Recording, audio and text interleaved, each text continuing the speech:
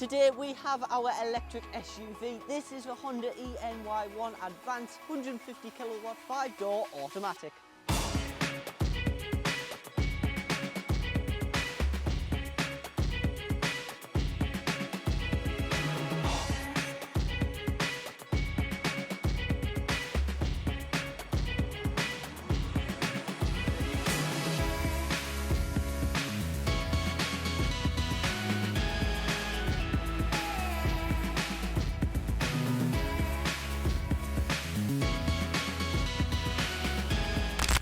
Has came up with two different models for the E-NY1, and that's the Elegance and the Advance. Now this is the Advance model, so it comes with a few extra details compared to the Elegance, and that's a panoramic sunroof, heated steering wheel and a few extra little details. Now then, at a first glance you may think that this is the Honda HR-V, but if we dig a little deeper you'll soon find out that that's not the case. Now, to kick off the exterior, we'll talk about the colour. Now, this is in the platinum white pearl, but it also comes in the crystal black pearl, obsidian blue, aqua topaz, urban grey, and my favourite, vermilion red. What is yours?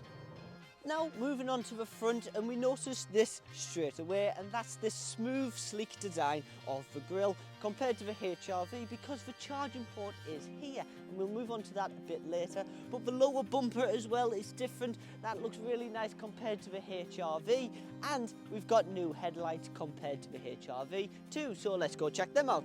These are LED headlights and LED indicators, as well as a high beam assist and daytime running lights. New subtle touch from Honda is the white badging on the logos. It's not just only on the front though, it's all around the car, so let me know in the comments how many you spot. But let's move on to the alloys because they have them too. Now these are the 18-inch multi-spoke alloy wheels that comes with the E-NY1. Now I preferred the ones on the HR-V because there was less spokes, which makes them easier to clean, because I think they're really difficult and won't be able to get your sponge in very often. On the sides you get the electrical folding door mirrors, as well as the body coloured door handles and the shark fin antenna. So let's go check out the back.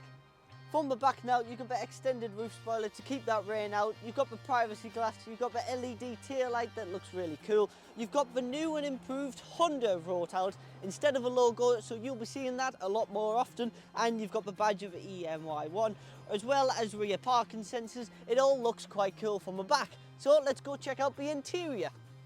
On the interior of the car, let's start off with the seats. These are lovely heated leather seats that are manually adjustable in up to 8 different ways. We've got the leather high multifunctional steering wheel with the white badging again and the white stitching around the side. You've got a lot of cool features to keep the driver happy. You've got the adaptive cruise control, you've got the gear pedals here, you've got the lane keep assist, the wireless phone charging, and it looks so nice with the ambient lighting. It's on the dash, it's in the doors in the front, and it's also at the back. But that's not just impressive, you've got the E-NY1 technology that looks fantastic. So let's delve into that.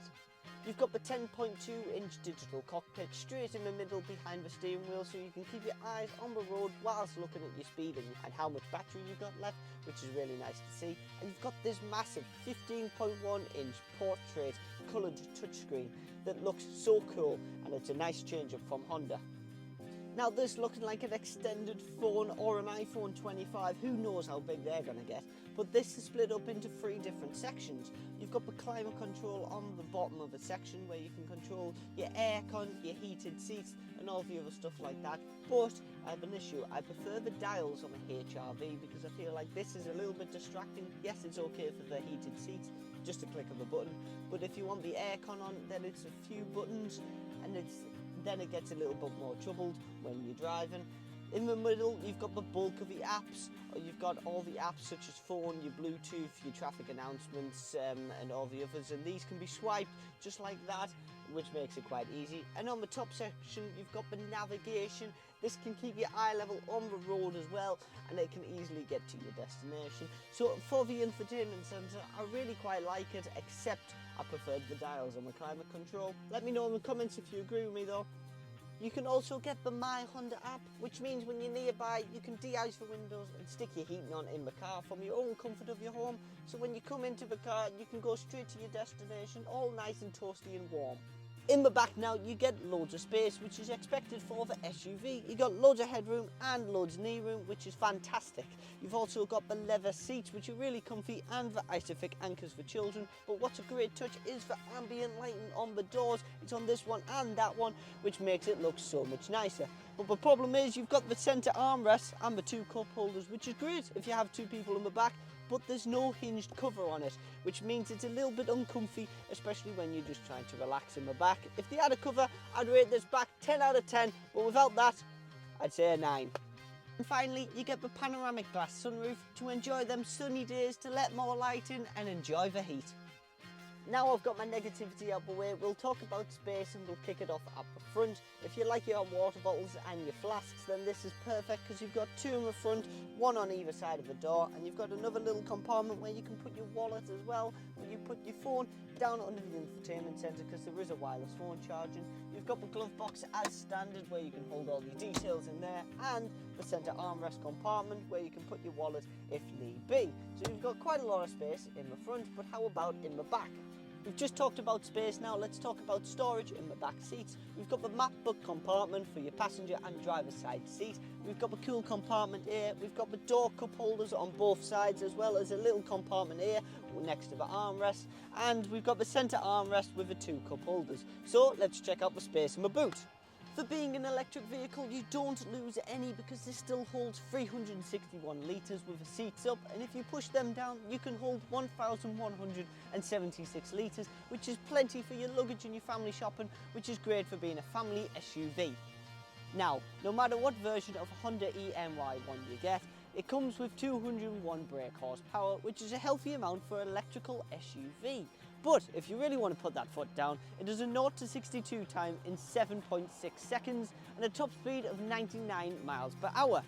Now onto charging. You can get 20 to 100% on a 7 kilowatt charger in 8 hours, but if you've got an 11 kilowatt charger installed, this can do it in 6. Now if you use a rapid public charger, this can do 20 to 80% in just 45 minutes, which is fantastic. Now the Honda states that the E-NY1 has a range of 256 miles, which is fantastic for an electrical family SUV. And that's the review done for the Honda E-NY1. Isn't it a fantastic electrical family SUV? Let me know down in the comments, and I hope you've enjoyed the video. Keep tuned because every Friday we're going to be pumping out videos such as this one. Enjoy, and I'll see you next week.